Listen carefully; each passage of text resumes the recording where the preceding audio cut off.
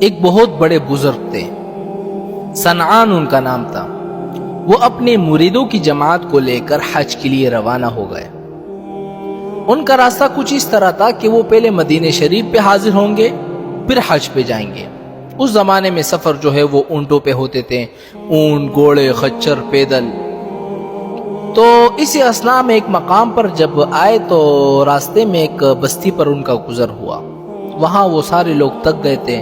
انہوں نے کہا کہ 1-2 دن یہاں پر رک جاتے ہیں اور پھر اس کے بعد اپنا سفر شروع کریں گے۔ اللہ کی شان ہے کہ اس بزرگ کی ایک عیسائی عورت پر نظر پڑی، اور وہ عورت اتنی خوبصورت تھی کہ آپ دیکھتے ہوئے ہی فتنے میں مبتلا ہو گئے۔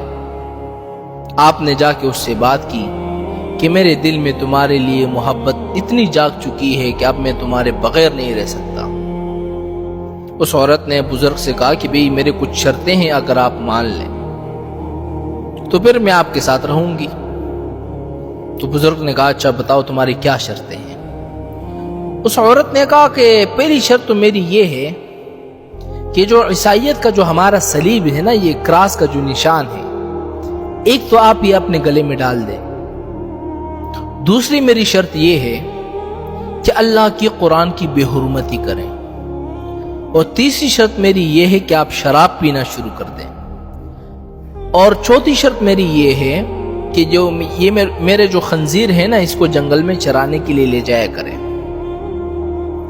اور اس کی محبت میں اتنے اندھے ہو گئے تھے، اس لیے حضور نے فرمایا نا، ایاکم وفتنۃ النساء، خبردار عورتوں کے فتنے سے بچو۔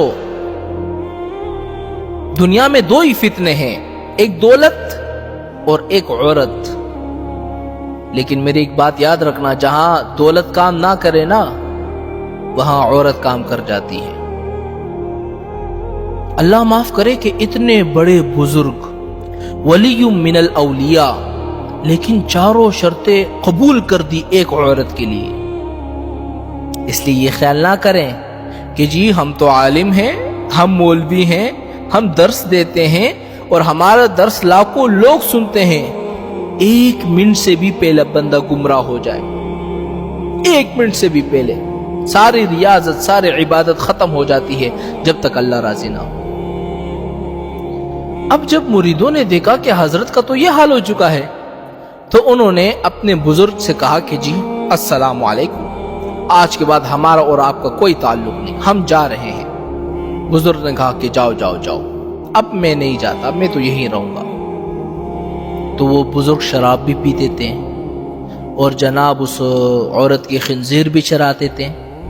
صرف اتنا کیا کہ قرآن کی بے حرمتی نہیں کی، باقی جتنے اس کی جو شرطیں تھی نا، وہ ساری اس نے قبول کر دی۔ اب جب سارے مرید مدینہ منورہ پہنچے تو ان کے بھی ایک شیخ تھے جن سے وہ بیعت تھے، یعنی اس بزرگ کے ایک شیخ تھے جو مدینہ میں رہتے تھے۔ ان کے پاس مرید آئے اور انہوں نے رو رو کے حال سنایا کہ صنعان کا تو یہ حال ہو چکا ہے۔ انہوں نے کہا کہ اللہ کے بندو، تم بڑے عجیب لوگ ہو، اپنے پیر کو چھوڑ کے آ گئے۔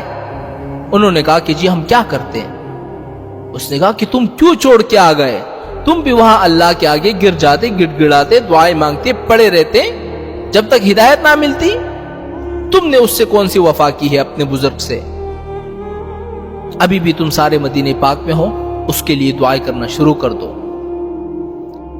رو رو کے دعائیں کرتے رہیں۔